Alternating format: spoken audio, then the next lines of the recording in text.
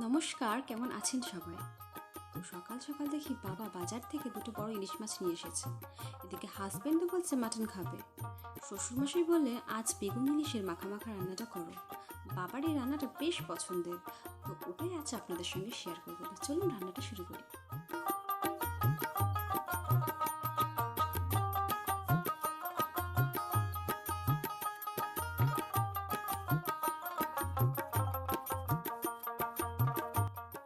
কড়াইটাকে গরম করে খানিকটা তেল দিয়ে মাছগুলিকে হালকা হাতে ভেজে নেবেন।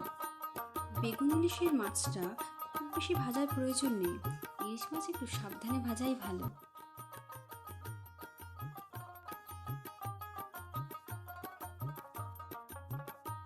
এবার ভেজে নিচ্ছি একটা ডুমো ডুমো করে কাটা বেগুন।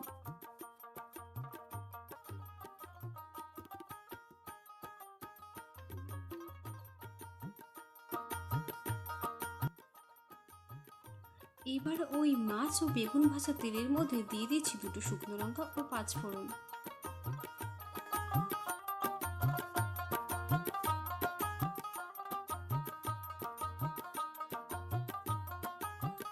সঙ্গে আলুটাও ভেজে নিচ্ছি।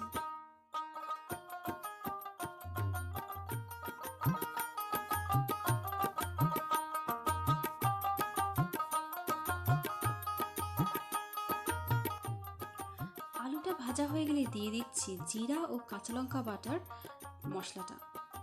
ইলিশ মাছ রান্নাটা সম্পূর্ণ কাঁচা লঙ্কাতেই ভালো লাগে।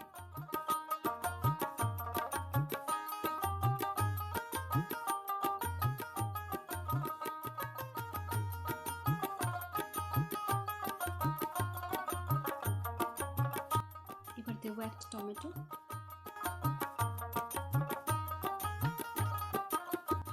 সঙ্গে দেব পরিমাণ মতো নুন হলুদ,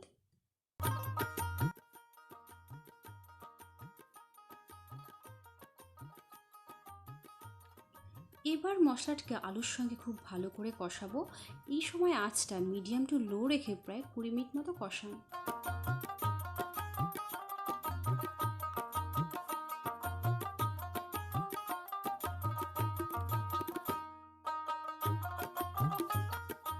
যখন মশলা থেকে তেল ছাড়বে ও কাঁচা গন্ধটা চলে যাবে, তখন বুঝবেন আপনার মশলাটা তৈরি। দিয়ে দিচ্ছি পরিমাণ মতো জল। আপনারা যারা ঝোল খেতে চান তারা একটু বেশি দেবেন, আমি মাখা মাখাই রাখবো তাই আমি মিডিয়াম দিয়েছি।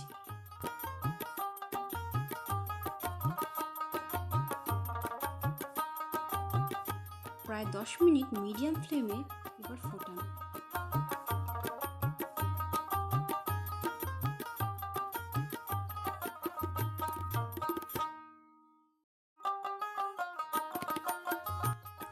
এবার ভেজে তুলে রাখা বেগুনগুলো দিয়ে দেব।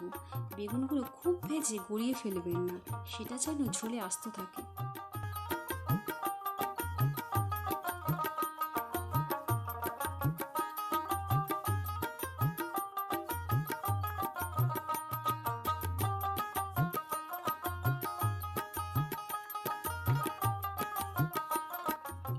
বেগুন দেবার 2 মিনিট পর দিয়ে দেবো ইলিশ মাছের পিসগুলো।